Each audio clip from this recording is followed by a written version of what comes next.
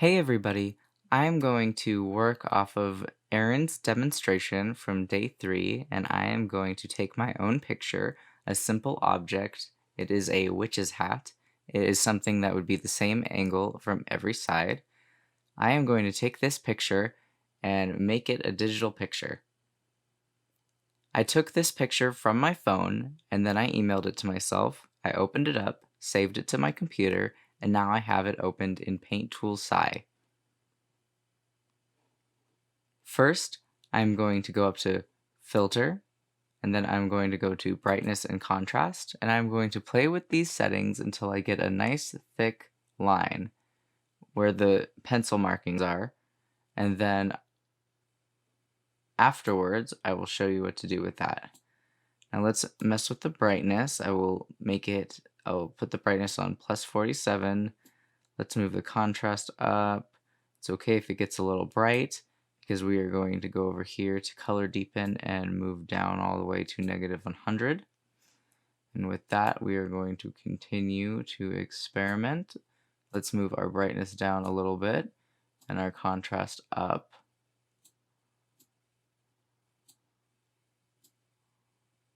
Alright, that looks very good to me. I'm going to press OK. Now what I'm going to do is to select this half of my hat, the left half. I'm going to press select pencil or select pen. I'm not sure if it stands for pencil. All I know is it's select pen. And click up at the top of the hat. Press shift and move to your next position, and if you click, it's going to create a line right there. Then I am going to keep putting lines at the edge of the hat until I have selected this half of it entirely.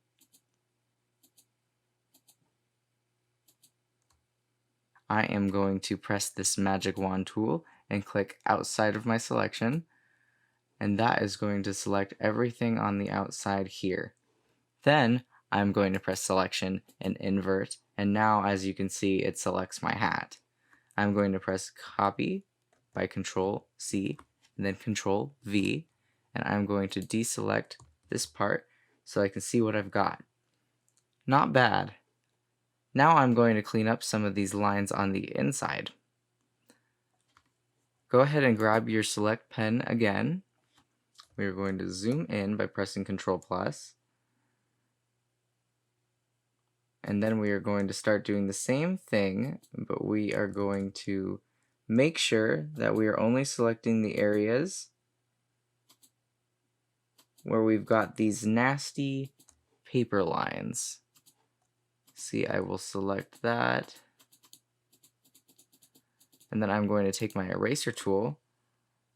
I am going to make my eraser brush much bigger by selecting one of these bigger icons or by pressing one of the left or right bracket keys that are to the right of your P key on your keyboard. And then I am going to erase all of that. And then I will press Control D to deselect that. I am going to do the same thing with the other areas.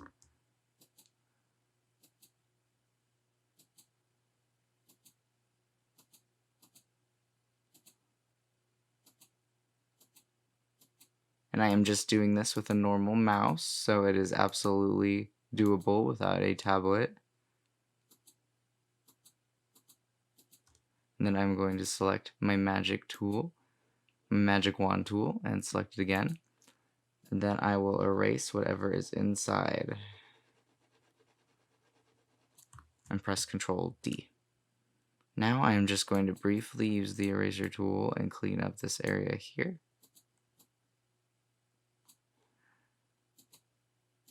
And now that I've gotten this side cleaned up, I am going to make sure the background is transparent by creating another layer behind it and pressing the bucket tool. And as I can see, it is not. I can delete that layer. And then with this layer selected, go to Layer up here, and then Luminance to Transparency.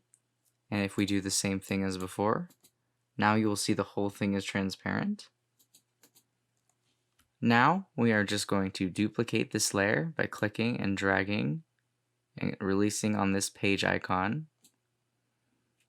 We're going to press Ctrl T to transform, and then press flip horizontally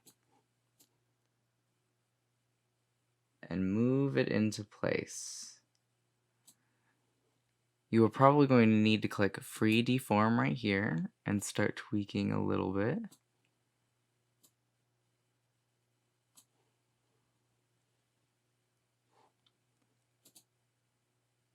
And that is a pretty good hat.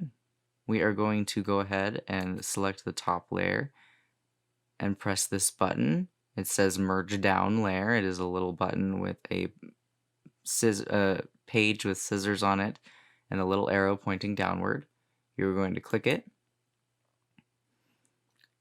And now I'm just going to erase any finishing touches that I would like to get rid of some of these little messy parts. And next, I am going to simply duplicate my layer because as you can see, my lines are pretty thin in some places.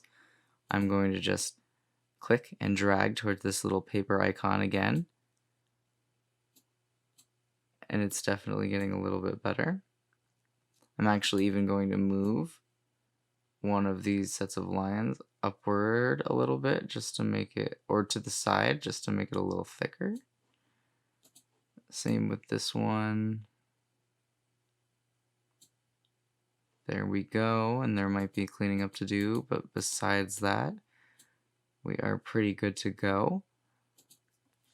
After getting a nice solid line, I am going to create another layer and drag it under.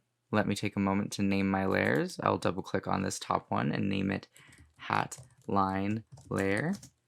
And then I will double click on the lower one and rename it Hat Color Layer. And now I am going to use the magic wand tool to select the different parts of my Now I'm going to use the magic wand tool to select different parts of my drawing.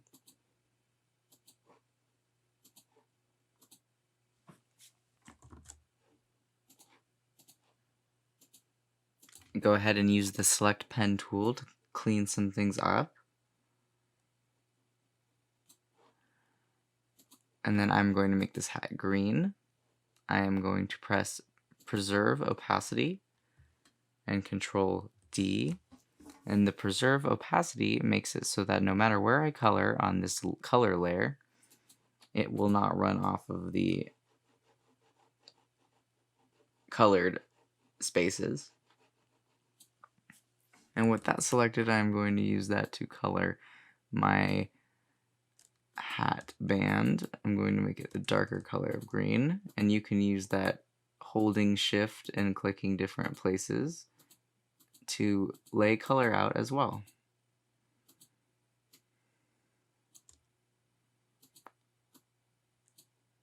And there you have it. That's how to change a traditional drawing into a digital one.